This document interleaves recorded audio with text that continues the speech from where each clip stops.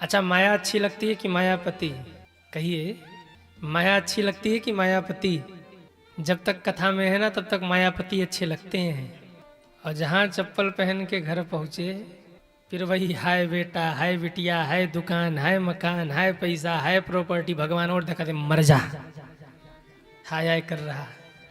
ब्रजवासियों ने माया को पकड़ लिया और अब मायापति दूर होंगे। हुआ क्या, जैसे ही पूतना को देख करके सबने मार्ग दिया, अरे जाने दो कोई वीवीआईपी है। भगवान ने कहा अच्छा, हमारे द्वार पर क्या जनरल और क्या वीआईपी?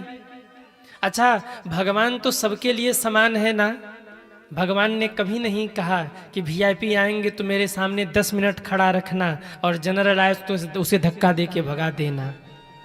ये तो हम इंसानों की मूर्खता है जो हमने भगवान में भी वीआईपी और वीवीआईपी और जनरल कर दिया। आजकल बड़ी दुर्दशा है, जितने बड़े तीर्थ हैं वहाँ उतनी ही लूट झपट चल रही है। आपके पास पैसा है ना, आप भगवान के ऊपर कुर्सी लगा के बैठ सकते हैं। सत्य कह रहा हूं मैं, भगवान की भी कोई कीमत नहीं रह गई। भगवान के ऊपर आप कुर्सी लगा के बैठ सकते अगर पैसा है तो। 500 दो वीआईपी दर्शन, 5000 दो स्पर्श दर्शन, 10,000 दे दो बैठ के दर्शन।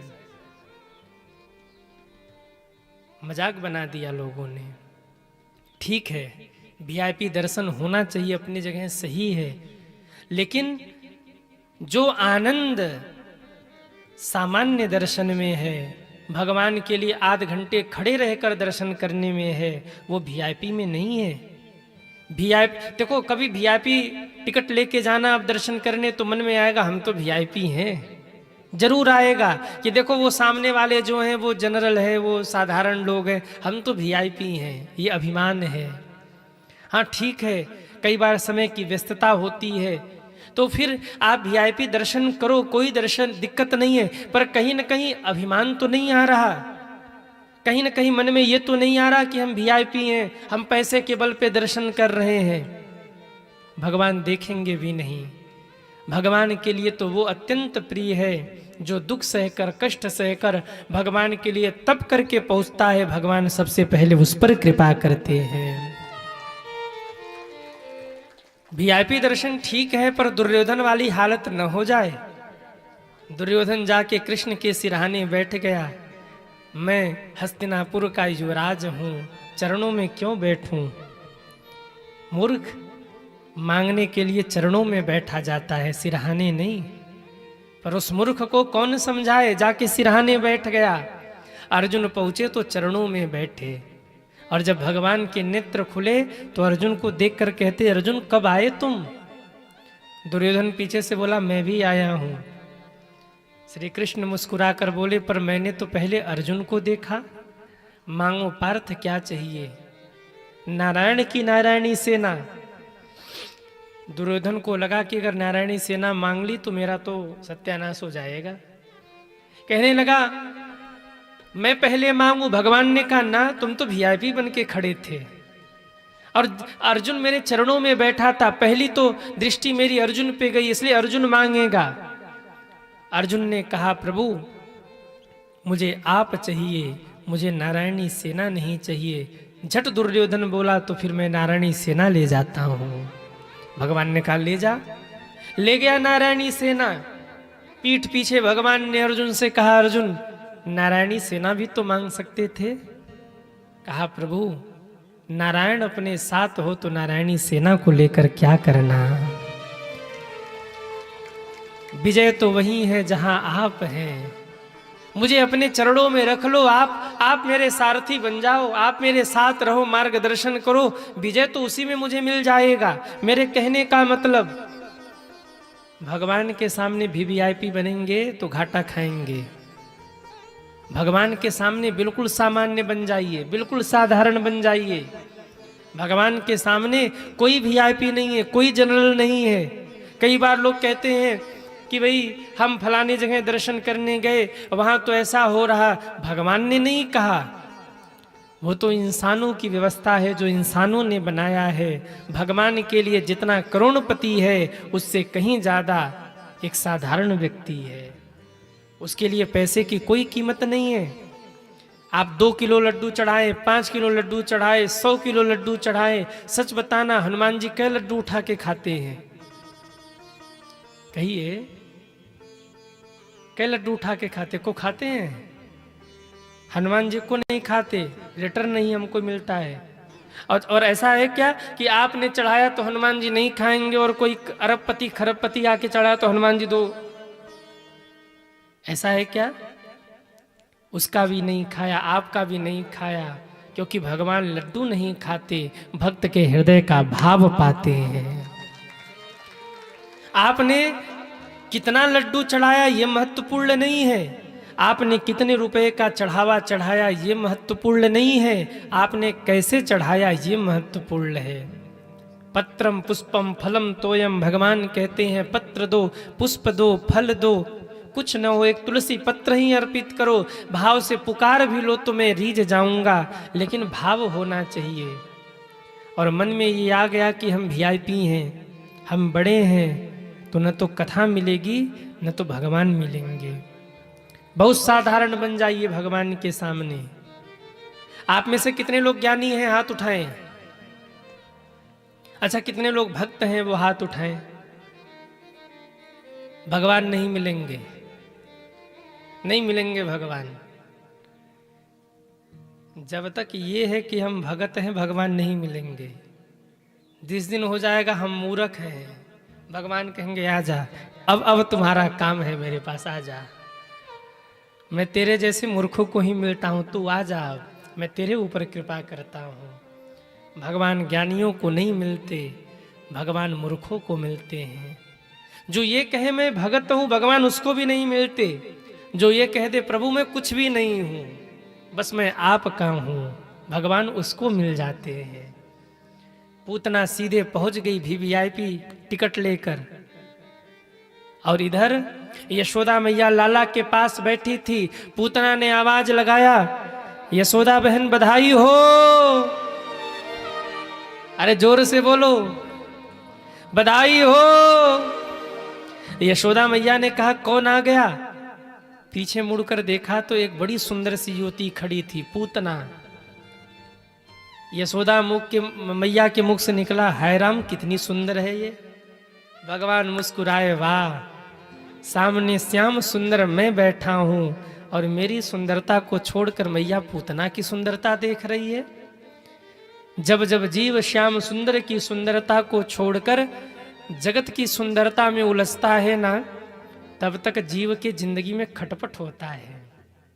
अभी यहाँ खटपट होने वाला है। देखो आप, मैया के मुख से निकला, हाय राम ये कितनी सुंदर है।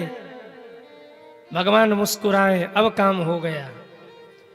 मैया ने पूछा नहीं कि तू है कौन, कहां से आई है, क्योंकि उसको लगा हो सकता है कोई पुरानी सहेली हो, राजघराने में उसका विवाह हुआ हो, मैं पहचान न पा रही हूं, पूछ लूं तू कौन है तो बुरा मान जाए, इसलिए कहा आओ आओ बहन कैसे आना हुआ। पूतना ने कहा बहन मैंने सुना तेरे यहाँ लाला हुआ तो बधाई देने चले आई। मैया ने कहा तू लाला को आशीर्वाद दे, मैं तेरे लिए जलपान की व्यवस्था करती हूँ। मैया जलपान के लिए दौड़ी है। आंगन में सखियां झूम झूम के नृत्य कर रही थी। और आपने देखा होगा कि जब 4 मैयाएं नृत्य कर रही हो ना तो 5वीं को हाथ पकड़ के खींच लेती, तू भी आ जा, तू भी आ जा। यशोदा मैया बगल से जा रही थी, सखियों ने यशोदा मैया को भी खींच लिया और उसी मंडली में झूम झूम के नाचने लगी। नंद घर आनंद भयो जय कन्हैया लाल की, नंद घर आनंद भयो जय कन्हैया लाल, नंद घर आनंद भयो जय कन्हैया लाल की, नंद घर आनंद भयो जय कन्हैया लाल की, जय कन्हैया लाल की, मदन गोपाल की, जय कन्हैया लाल की, सब गाइए। मदन गोपाल की, नंद घर आनंद भयो जय कन्हैया लाल की, नंद घर आनंद भयो जय कन्हैया लाल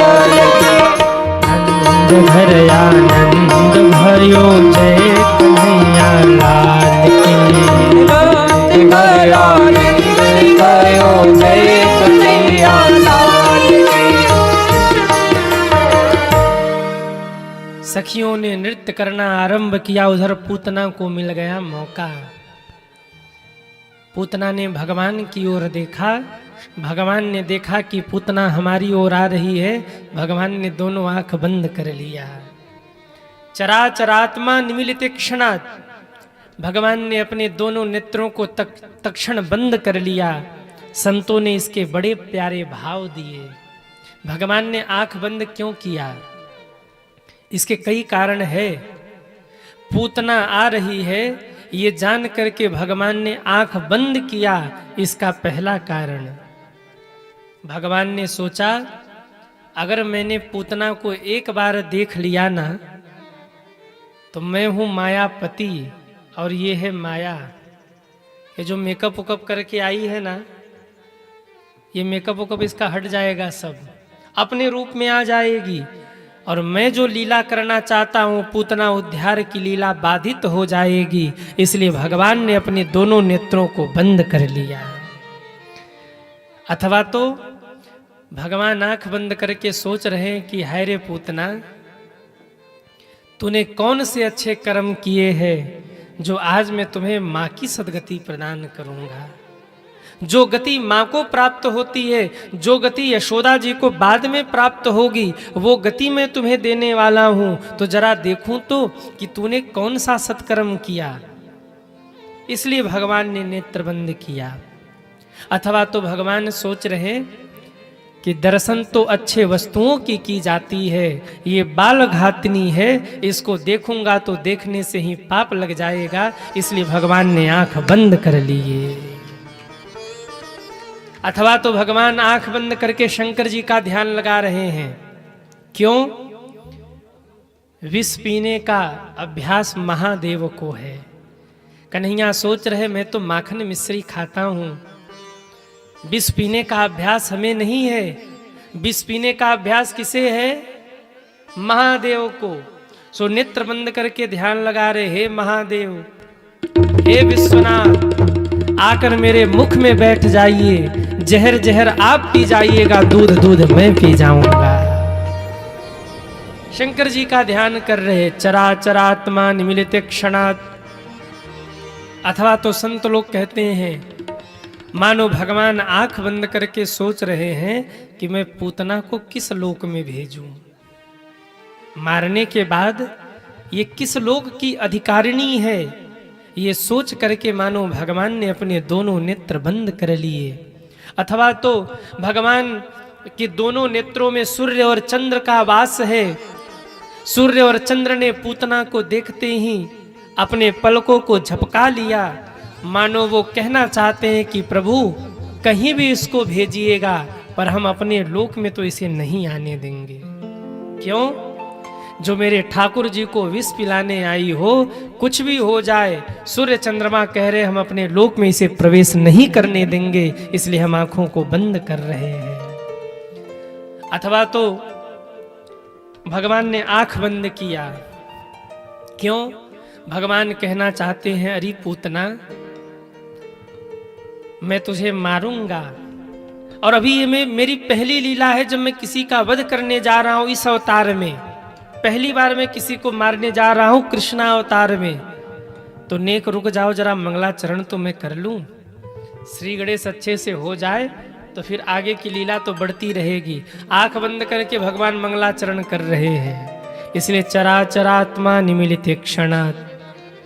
अथवा तो भगवान जना रहे हैं कि मैं बालक हूं। क्यों? जैसे कई बार माताएं छोटे छोटे बच्चों को कड़वा दवा पिलाए ना, कड़वी दवाई, तो बच्चे जोर से आंख बंद कर लेते हैं कि हम दवा से डर रहे हैं। ठीक ऐसे ही भगवान सोच रहे कि पूतना मौसी कड़वी दवाई पिलाने आई हैं, जहर पिलाने आई हैं। सो भगवान आंख बंद करके डरने का नाटक कर रहे हैं कि मैं डर रहा हूं। इसलिए चराचरात्मा निमीलित क्षणात्। भगवान ने नेत्र बंद किया, पूतना को मिल गया मौका। पूतना ने उठाया है भगवान को गोद में, भगवान ने पहले विष पान किया। भगवान कहते हैं मुझे जो भी अर्पित किया जाए मैं स्वीकार करता हूँ। पहले भगवान ने विष पिया, फिर दुग्ध पान किया, फिर उसके प्राणों को खींचने लगे। और जब भगवान उसके प्राणों को खींचने लगे, पूतना कांपने लगी है, चीखने लगी है, अपने रूप में आई है और जोर से बोली, लाला मुझे छोड़, मुझे छोड़, मुझे छोड़। भगवान मुस्कुराकर बोले, मौसी जी मैं किसी को पकड़ता नहीं हूं, और जिसको एक बार पकड़ लूं बेड़ा पार करके छोड़ता हूं, बीच में नहीं छोड़ता। पूतना आकाश मार्ग में उड़ी है। भगवान आकाश मार्ग में उड़ते गए, पूतना के ऊपर बैठे हैं। और जब ब्रजमंडल के बाहर पूतना जाने लगी, तब भगवान ने पूतना के प्राण खींचे, धम्म से पूतना धरती पर गिरी, प्राण निकल गए। बोलिए पूतना मर्दन भगवान की जय हो।